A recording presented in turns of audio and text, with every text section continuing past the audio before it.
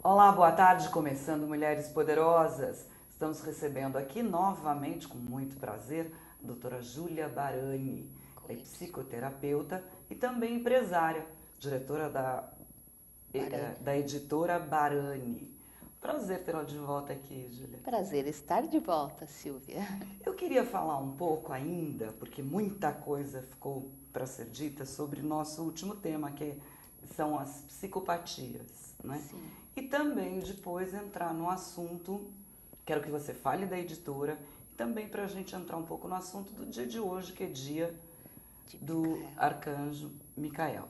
Isso. Né? Vamos começar puxando um pouco quais são as psicopatias mais conhecidas, que a gente inclusive convive no dia a dia com pessoas sem saber que tem esse tipo de psicopatia. Sim. Como nós já falamos da outra vez, né? Psicopata é um distúrbio de personalidade e existem as psicoses, que muitas vezes a gente pode confundir, né? Borderline, por exemplo, é uma pessoa que tem variação de humor, ele é uma pessoa que também machuca os outros, né? Como psicopata. Mas o borderline o faz porque ele não tem um contato real com os fatos. Ele alucina, ele tem distúrbio psicológico. Mas não distúrbio de personalidade. Não distúrbio de personalidade, como o psicopata, né?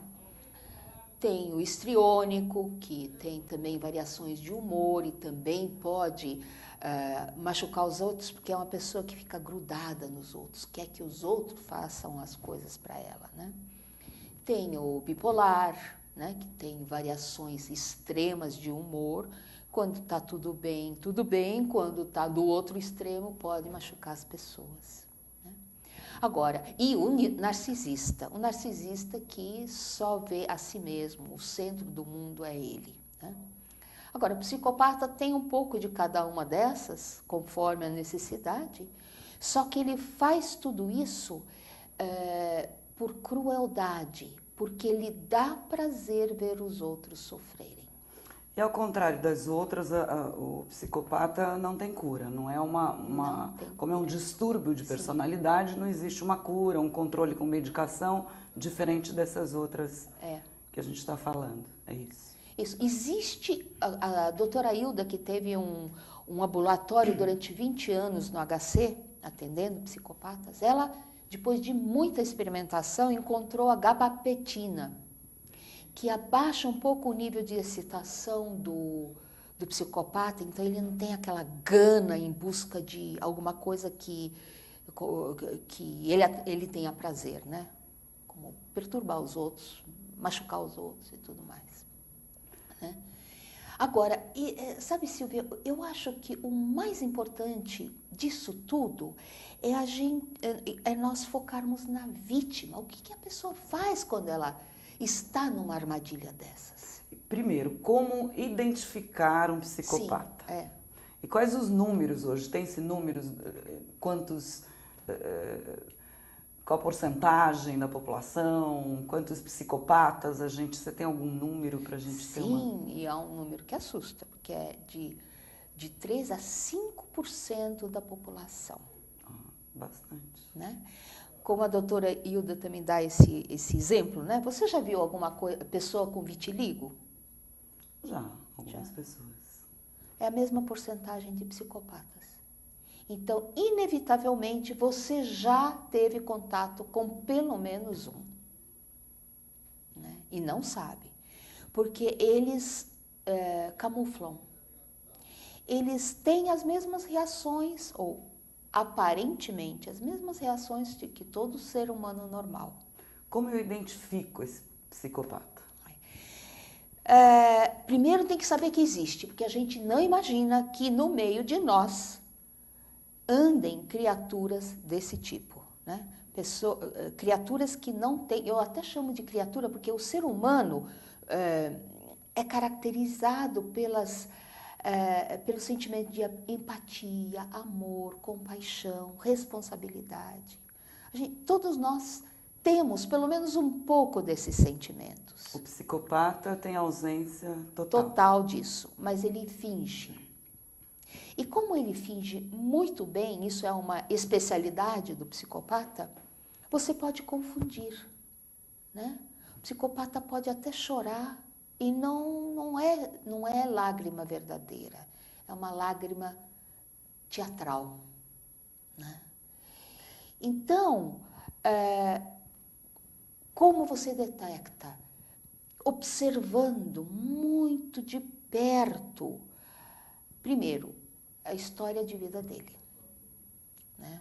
Como é que foi a sua infância? Se você conseguir chegar a essa informação, você vai saber que já como criança ele foi uma pessoa difícil, indisciplinada, bullying, por exemplo, na escola. Fazia confusão dentro de casa, punha um contra o outro e se divertia com isso. Por exemplo, põe a mãe contra o pai. Né? A mãe acha, ou o pai pode achar, isso tem no filme, precisamos falar de Kevin.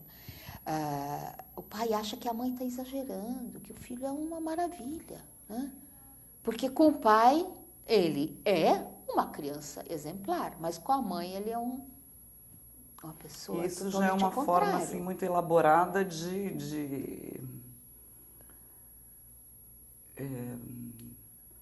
Manipular. de manipular. Isso, que é outra especialidade do psicopata, manipular e controlar através disso os outros, para eles servirem a ele, aos propósitos dele.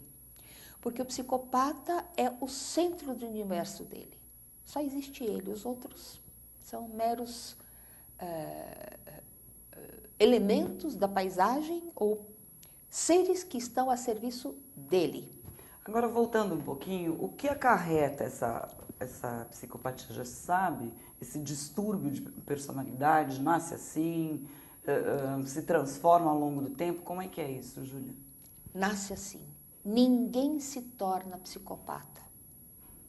Tá? A não ser um caso muito raro em que houve um acidente cerebral e a parte desse sistema límbico, órbito frontal, foi afetada, que foi o Phineas Cage, um caso muito antigo, né? E foi estudado exatamente porque de uma personalidade pacata, amorosa, ele virou um monstro. Por quê? Porque afetou esta parte cerebral que é responsável por processar emoções nobres humanas. No psicopata, quando submetido a um PET scan, que é a imagem do cérebro em movimento, esta parte do cérebro se mostra inoperante. Então, ele já tem um cérebro que não processa emoções.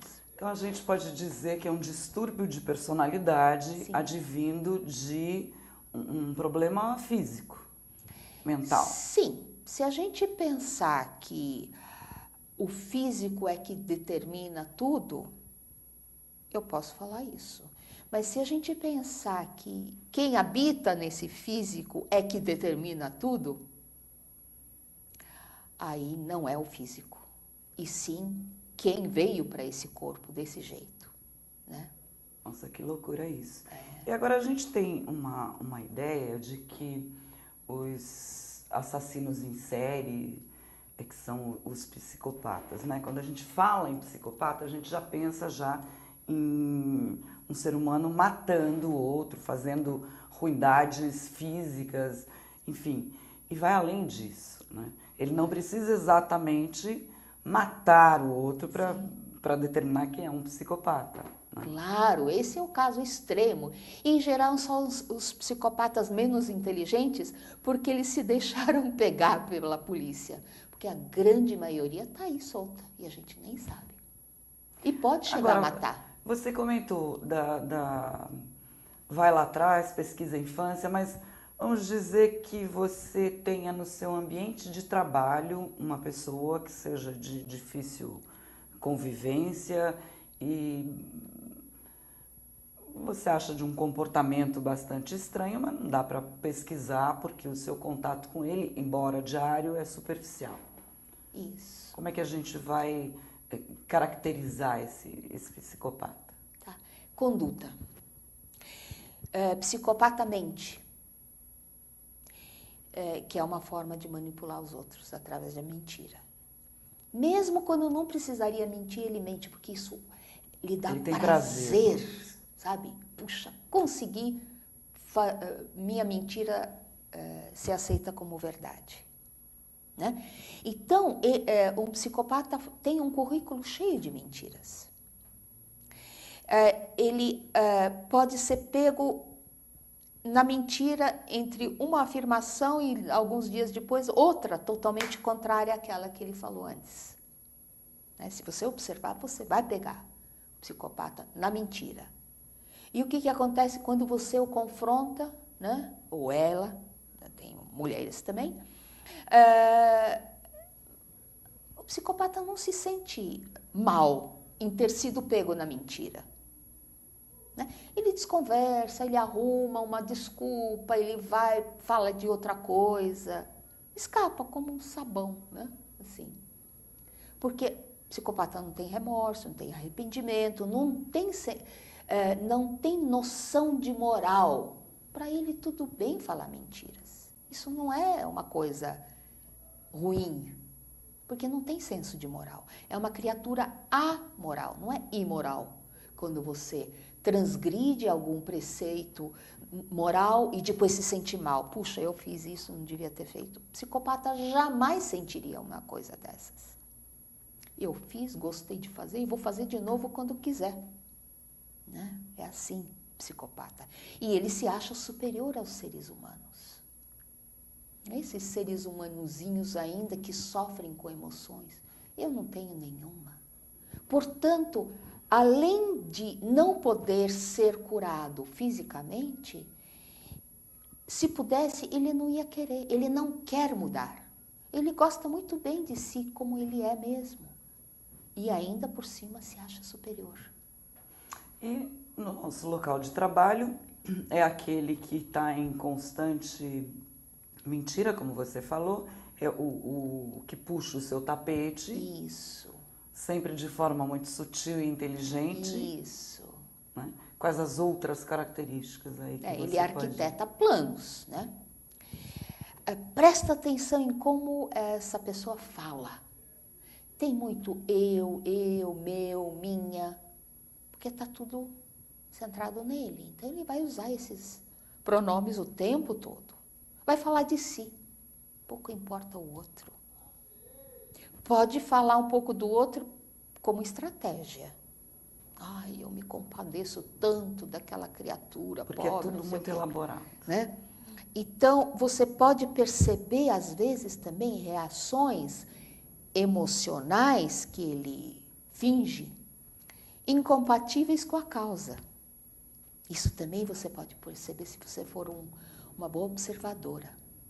Puxa, agora ele está chorando, mas aquilo não é algo que faz as pessoas chorar. Né? E ele chora, ele faz de conta que aquilo emocionou. Então, sabe, a reação incompatível com o estímulo. Né? Ou algo terrível acontece e ele não tem nenhuma reação. Ou a reação dele vem algum tempo depois, ele percebe, puxa, todo mundo reagiu e eu não, então deixa eu reagir também. E fica meio deslocado, né, do tempo, do espaço, a reação. Agora, isso a gente está falando nesse momento do local de trabalho. Agora, esse psicopata, ele não está só, ele está convivendo, né? Ele está por aí, Sim. Ele está no dia a dia e ele tem relacionamentos, Sim. Como qualquer outro. Isso. Né? Então, muitas vezes ele casa para ter um aspecto de credibilidade. Eu sou um homem casado, ou eu sou uma mulher casada, né? Então, né, parece que isso lhe dá um papel respeitável. Tem até filhos, mas ele não se liga com os filhos como uma pessoa normal se liga, por amor, cuidado, né?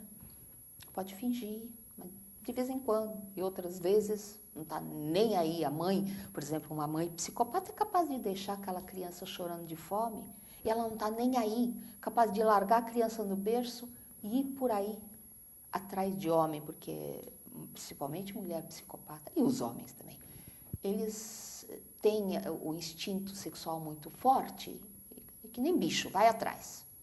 Precisa, vai atrás, não importa o resto, né? Então, uma mãe assim é capaz de deixar a criança no berço e ir embora. Né? Gente, que coisa assim assustadora, né? Se não fosse real, assustadora, né? E aí a gente alerta para isso, para que você perceba sinais, porque há conhecimento de muita gente que inclusive começa aí o seu namoro pela internet, o namoro virtual e aí não tem a oportunidade de conviver com essa pessoa, quando se vê já está envolvido e tudo mais, o que torna tudo mais muito perigoso, né? A pessoa imagina que ele está assim, ele é assim, essas atitudes, a princípio, são fruto de um relacionamento anterior. E a mulher, a gente percebe que nós, mulheres, temos uma estranha mania da gente achar que é capaz de dominar. Mas comigo ele vai mudar. Eu sou a pessoa apropriada para ele e isso vai mudar. Ao contrário, não muda. Né? E é por ali também que o psicopata pega as suas vítimas, por sua vulnerabilidade, por sua empatia. Em geral, pega pessoas muito empáticas, que querem naturalmente ajudar os outros, se compadecem, porque ele se faz de vítima também, é outra característica importante. Ele sempre, ou ela sempre é a vítima. Existe a história bem melancólica da vida, essa é uma forma de se aproximar e chamar a atenção do outro. De capturar o outro. Capturar o outro. Né? O outro se compadece, se aproxima. Eu vou te ajudar. E aí, pronto, prato feito, né? Para um psicopata. E o que ele faz com a vítima? Ele suga tudo o que ele pode. Primeiro, né, a primeira fase é de bajulação.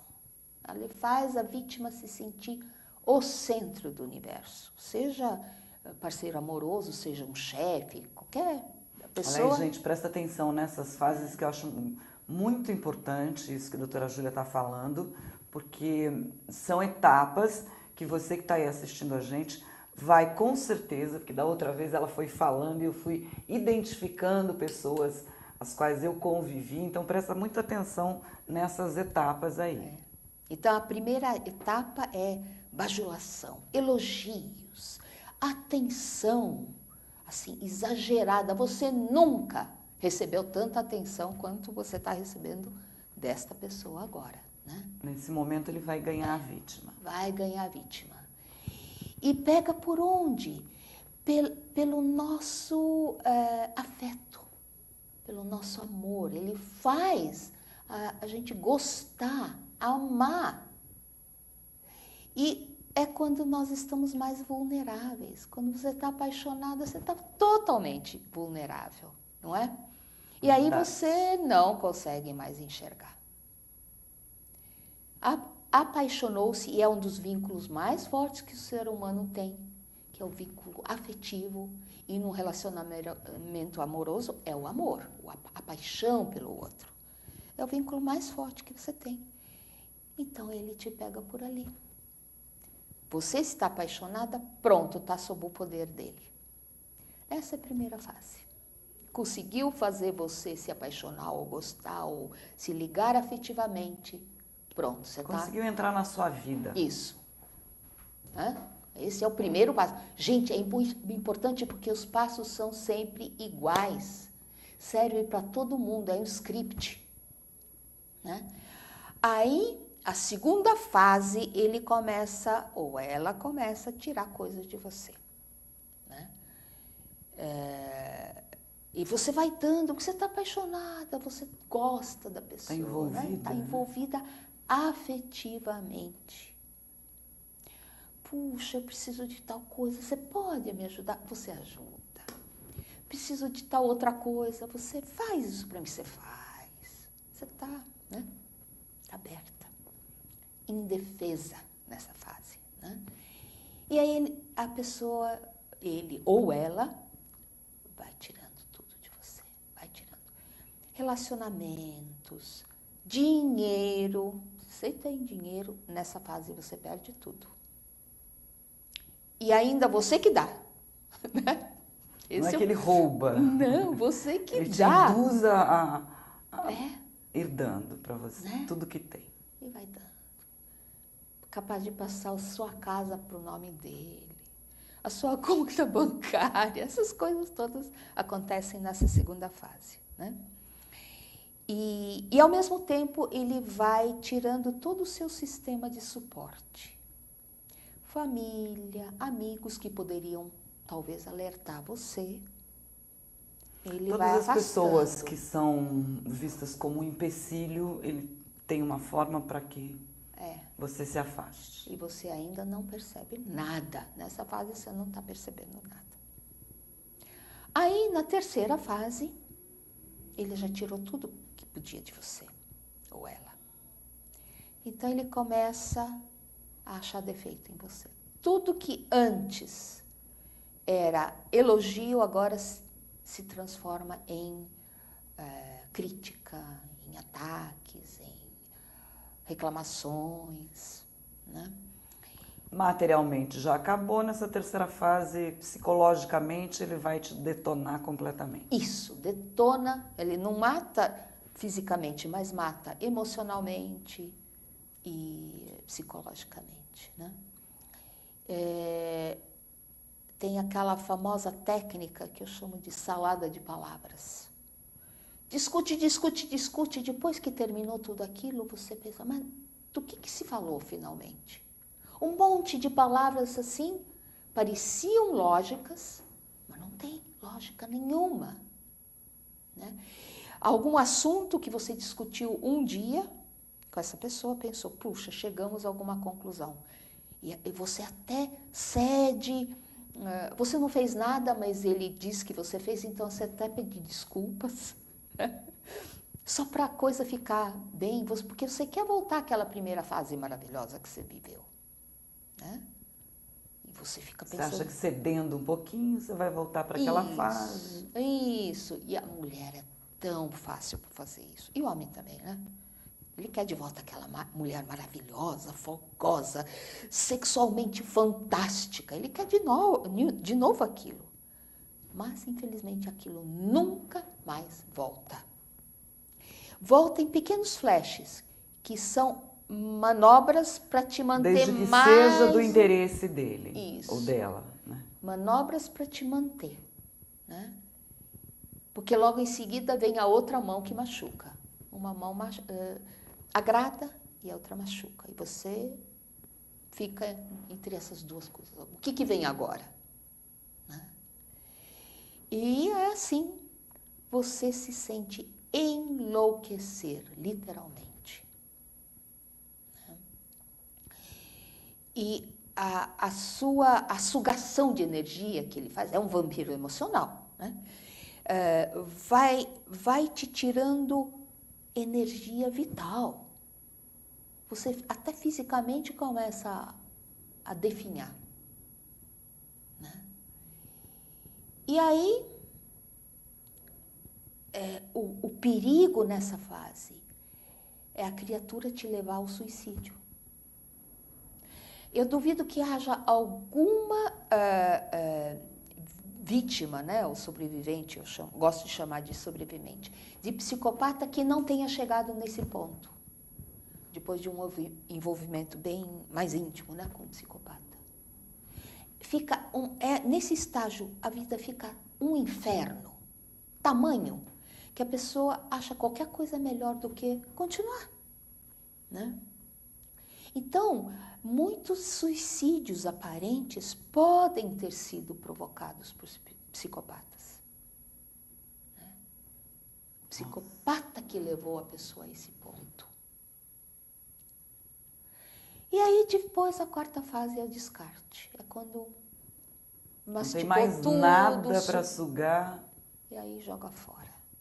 Mas ele só faz isso, ou ela só faz isso, quando já tem outra vítima engatilhada, porque um psicopata é um parasita, ele nunca fica sem fonte de energia para ele E sugar. estuda a próxima vítima Sim. para poder elaborar todo um plano em função daquele próximo relacionamento. Isso, ele pode tratar essa próxima vítima de uma forma totalmente diferente que tratou você, porque ela tem outras fragilidades, outros gostos, né? Ele já estudou Quando ele tudo chega, isso. ele já sabe do que se trata e como ele vai atuar dentro daquilo. Isso. Ele já chega com a plano coisa feito. toda elaborada. Isso. Então, a vítima, o trauma, o pós-trauma, né? O estado da vítima é muito semelhante a uma vítima de estupro ou de sequestro. Né? Só que durante o estupro, em geral, ocorre em um curto espaço de tempo e acabou. E a vítima depois tem que lidar com o pós-trauma, né? Sequestro também não dura muito. Pode durar semanas, um mês, 2 meses. Agora, o trauma com o psicopata dura às vezes anos. Tem mulher que descobre que estava casada com um psicopata 18 anos depois, 20 anos depois. De repente, aparece. E essas mulheres, quando chegam, eu não sei se você trata esse tipo de coisa lá, se você recebe pessoas assim. Sim. Quando elas chegam, elas têm esse discernimento de que tudo o que elas passaram veio de um psicopata? Ou ainda não? Mesmo assim, não? Na grandíssima maioria das vezes, não. E quando eu começo a descrever para elas, e em geral é mulher mesmo, eu atendo muita mulher, né? Quando eu começo a descrever para elas o script, mas eu passei essas fases que a gente está exatamente falando aqui. por isso. A pessoa começa a se dar conta, cai a ficha. Né? Então não fui eu a culpada que meu casamento terminou. Então não fui eu, então Além não fui de eu, tudo, sabe? o que é o bicho mulher, né? Além de tudo, ainda carrega essa culpa de que talvez o relacionamento tenha sido estragado por conta dela, das atitudes Sim. dela. Ainda chega com culpa na história. Nós, mulheres, somos Terrível, né? terríveis. Agora, é muito importante a gente distinguir. Porque tem muito cafajeste, né? Com quem as mulheres ficaram casadas durante um tempo e não é necessariamente um psicopata. O que a gente está falando aqui, né? Diferente da cafagestagem, daquele explorador, né? Aquele que já chega com a meta de arrancar dinheiro, de ganhar dinheiro em cima. Por isso que a gente está frisando bem, doutora Júlia Barani está frisando bem essas etapas. Se não tiver uma etapa, não tiver outra, a característica não é essa. Não vai sair apontando aí. Isso, né? É muito perigoso a gente sair apontando. Por exemplo, um homem que depois da meia-idade, na sua idade do lobo, resolve viver a adolescência, né? Então, muda de roupa, arruma um rabinho de cavalo, né? E se veste como um adolescente e sai por aí comendo meninas, né? Desculpe a palavra, mas é isso. É fato, né? Então, esse não é o psicopata, então... Não, né? Esse não é. Então, presta atenção nessas etapas, nessas fases, sim, para poder, né? Para poder... E se tiver dúvida, eu acho que... Aliás, eu acho que se você tiver num relacionamento, no mínimo parecido com esse, seja com um psicopata ou não, procure uma ajuda e cai fora, porque não vale a pena. Nenhum sentido. Não tem jeito. Não tem como você consertar um psicopata. Né? Ele não tem cura e ele nem quer se curar. Se houvesse alguma cura, ele não iria querer, porque ele se acha superior. Ele está muito bem do jeito que ele está. Houve um depoimento uma vez de um psicopata, olha só que interessante.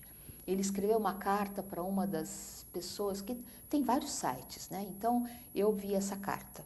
Ele escreveu para ela que nós, os psicopatas, ele se acha, né? Eu agradeço muito a você por esclarecer o que é um psicopata, porque eu me identifiquei, eu sou um.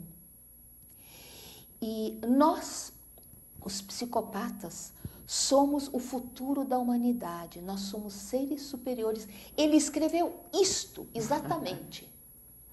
Né? Não se tem nenhuma dúvida de que eles se acham superiores. Sim. Né? Faz parte dessa característica. Né? Que coisa, então fica aí esse alerta, mais uma vez, para que você preste atenção. As pessoas às quais você convive, né? Nem sempre no seu local de trabalho. Agora, no local de trabalho, eu não posso descartar essa pessoa, a menos que eu seja o chefe. E mesmo assim, existem chefes que, se detectarem tudo isso, ainda vão dizer, mas ele é tão produtivo, porque é, né? Sim. Tem como característica, né? Aquele cara arrojado que, ainda mais se estiver na área de vendas, é convincente, elaborado, né? Sim. Mas eles nunca têm um projeto de longa duração, eles não aguentam. Eles já querem mudar logo, porque são criaturas entediadas, elas precisam o tempo todo de novidade. Né? Então não fica muito tempo no mesmo lugar, a não ser que haja alguma conveniência lá.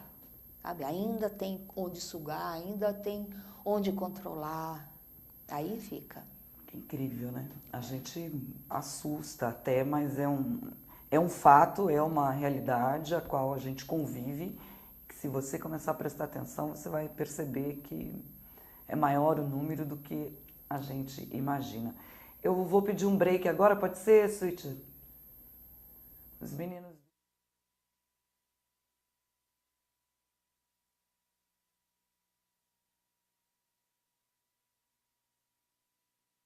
Anjo, Micael. A gente já...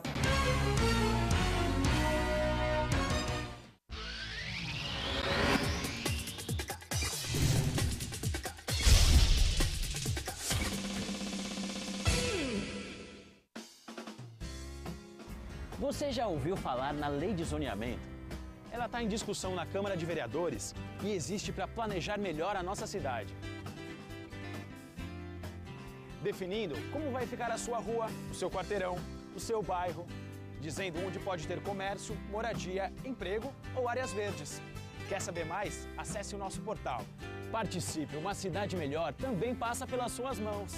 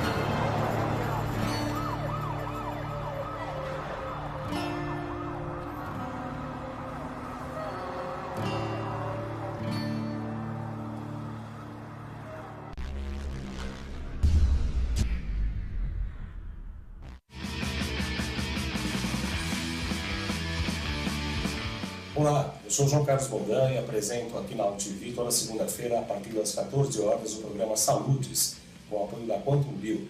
Falamos das medicinas ancestrais, como a acupuntura, que é a minha especialidade, mas também de medicina quântica, biorressonância, biofísica, para a qualidade de vida e saúde.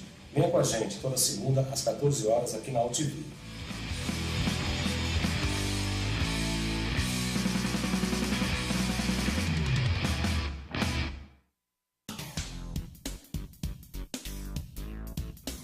Sim, meus amigos, muito prazer, eu sou Sérgio Oliveira e estou aqui para lembrar vocês que toda segunda-feira, 9 horas da noite, eu estou aqui na TV da internet com o Futebol Alternativo TV. Sim, Série D, Série C, Copas Estaduais, as discussões de acesso, tudo aquilo que nenhum outro programa esportivo fala, tem a coragem, a capacidade de falar, nós falamos aqui na UTV. Toda segunda, 9 horas da noite, só aqui na TV da internet.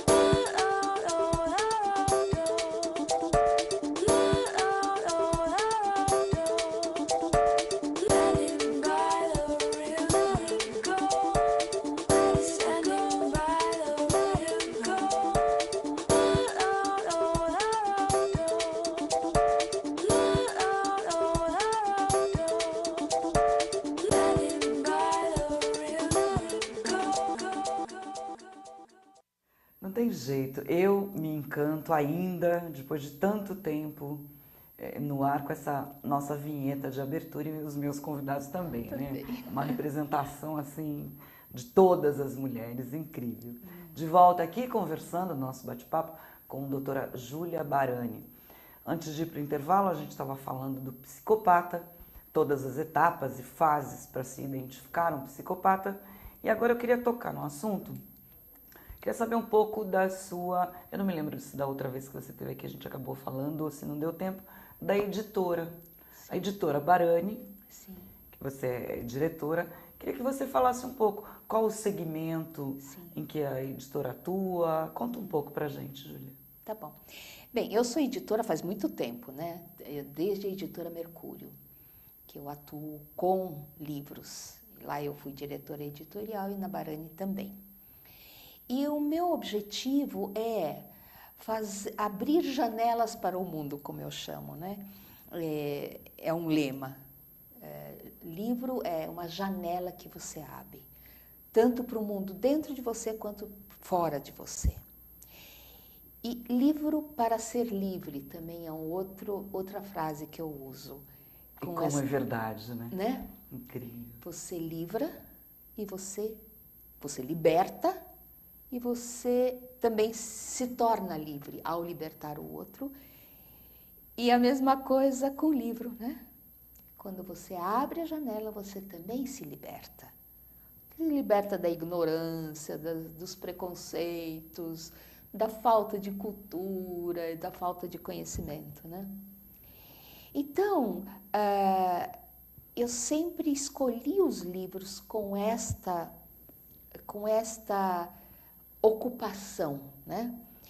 Que os livros trouxessem alguma coisa para a pessoa, que a pessoa, ao entrar, antes de entrar neste livro e depois de sair do livro, quer dizer, depois de ter lido e passado por esse processo, ela levasse alguma coisa diferente para a vida dela, né? Então, 4 linhas editoriais que eu já defendia na Mercúrio, de quem eu também fui sócia fundadora, e como agora também na Barani. Autoconhecimento. Autoajuda é uma consequência do autoconhecimento. Ao você se conhecer, você pode se ajudar, né? Autoconhecimento com base científica. Por quê? Né? Por que eu tenho que perdoar, por exemplo? Aí você pode mostrar, existem livros que te mostram desde a modificação física que acontece, química dentro do corpo, seu corpo, quando você perdoa, quando você se liberta daquela mágoa, quando você solta aquele ódio, aquela raiva, aquela mágoa, né? E o quão leve a gente fica, né? De fato, né? A saúde, você abre uma porta para a sua saúde quando você faz isso. Então tem uma base científica até, para você perdoar, né? Então, autoconhecimento com base científica, espiritualidade sem vínculo institucional. Todos os caminhos para a espiritualidade são bons para aquele que o segue, né? Para mim é bom esse, para você é esse, para aquele é outro, né? Se você o segue e você se torna uma pessoa melhor, mais ligada ao mundo espiritual e não assim presa ao mundo material, tá bom. É pro bem. É pro bem, né? Aliás, o Papa, hoje, ele mostra isso, na prática, né? Com certeza. E outro veio, né, que eu exploro é educação dentro da família, não educação na escola, dentro da família, relacionamentos, pais e filhos, irmãos, e a família mais estendida. Porque aí está a célula da nossa sociedade. E hoje, principalmente hoje, que tantas famílias se desestruturam, né? Raramente você encontra os pais originais com aquelas crianças, né? E nem por isso não é uma família. É uma família que também precisa ter uma estrutura, né? Com aqueles filhos que não são geneticamente seus filhos. Como é que você vai ajudar essas pessoas, esses seres humanos que estão em formação, para que se tornem pessoas íntegras, maduras, prontas para o mundo, né? Então, hoje nós temos muito mais questões que antigamente para serem resolvidas em núcleos familiares. Então, eu acho este veio muito importante, né? Temos grandes autores aí que já, né, consagrados que cuidam disso. E o quarto, saúde integral, né? Corpo, mente e espírito. Porque não adianta cuidar só do corpo se a tua alma está doente, né?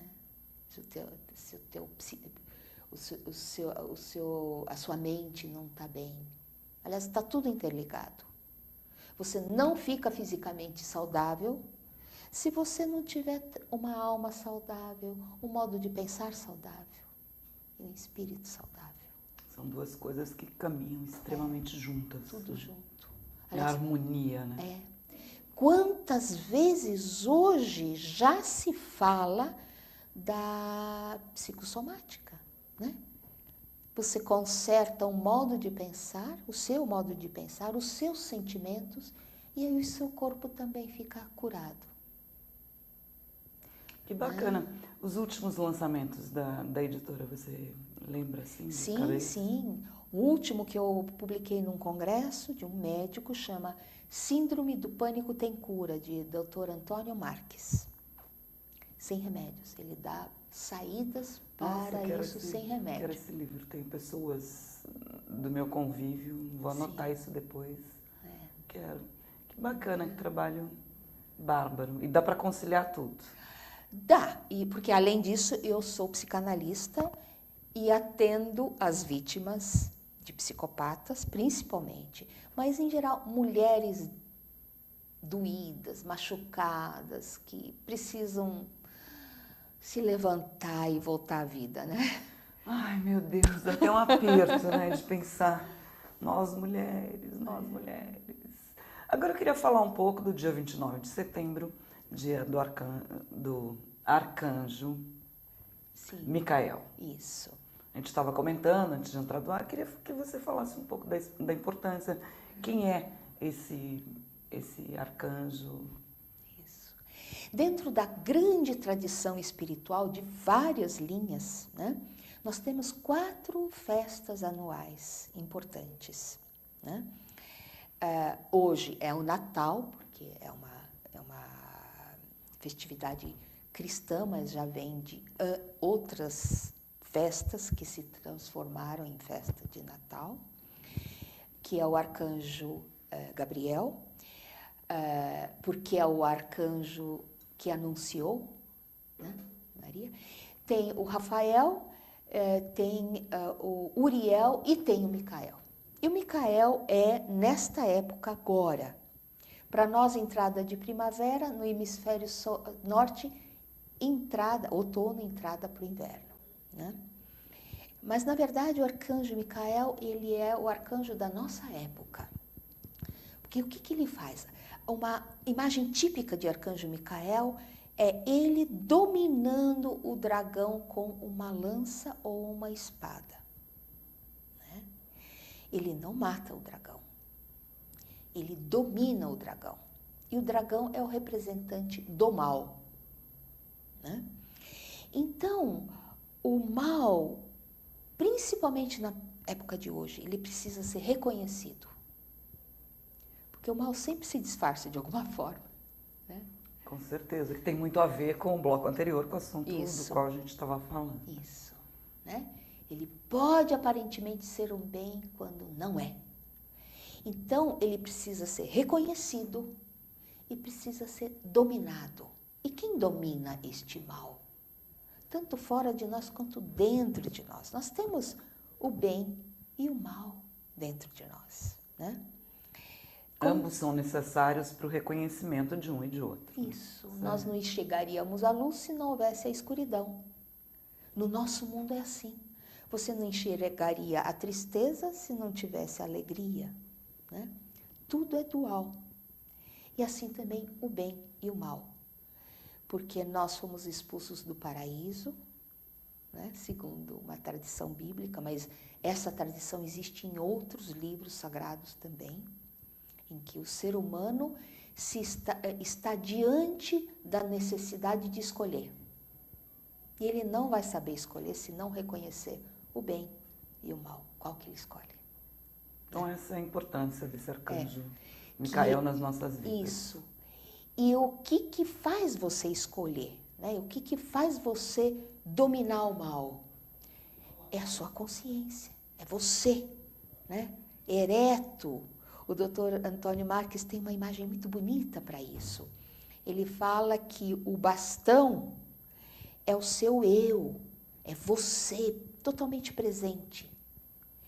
E a cobra que se enrola, né, no bastão, por exemplo, de Mercúrio, é a sua alma que precisa ser domada, porque ela tem aspectos indômitos, né, desordenados. E você, com a sua presença, você ordena tudo isso. Assim que, como Micael domina, subjuga o mal. Né? Que interessante, que bonito, né?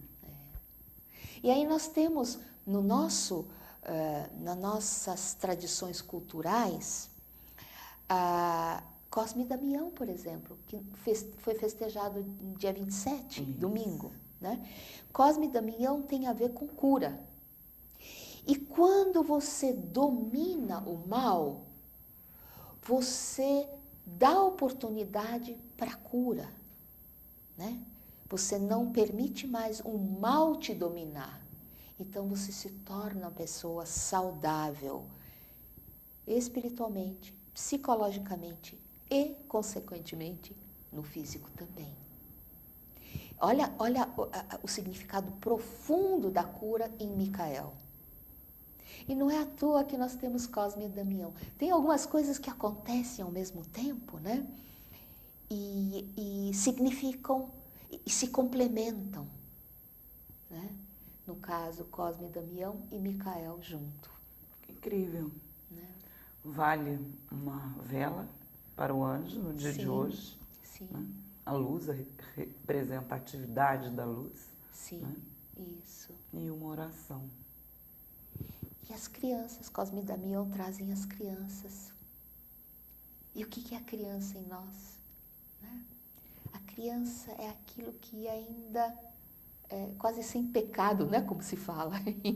Pureza, A pureza, alegria, né? a felicidade, alegria, espontaneidade. Vivacidade, né? A vida. Energia, muita energia da criançada. Deixa eu controlar o horário aqui. A gente está quase na hora de encerrar o programa. A gente, como diz lá no interior, a gente garra no bate-papo gostoso e o horário passa e voa e nem parece que faz quase uma hora que a gente está aqui conversando, né, Júlia? O seu recado para quem está nos assistindo hoje? Tenham consciência, cuidem-se, vejam com quem vocês andam, né? E uma vez caído na armadilha, busque uma forma de sair dela. E uma vez acabado, encare isso, olhe para isso como uma oportunidade de renascer. A gente sempre pode renascer para uma vida melhor. E como a gente faz isso? Quando a gente se responsabiliza pela nossa própria vida. Não é ninguém culpado pelos meus achaques. Eu mesma atraí isso para a minha vida e eu mesma tenho capacidade de consertar, de refazer. E principalmente depois de uma situação assim, profundamente traumática, o renascimento é verdadeiro. Você ressurge dos mortos e vem uma vida que você nem imaginava que pudesse existir. Você, depois de um tempo, você até agradece. Porque sem isso você não teria conhecido toda a luminosidade que acaba vindo para a sua vida depois. Bárbaro isso, né? Adorei. Que bom tê-la aqui. Adorei. Que volta bom. mais vezes.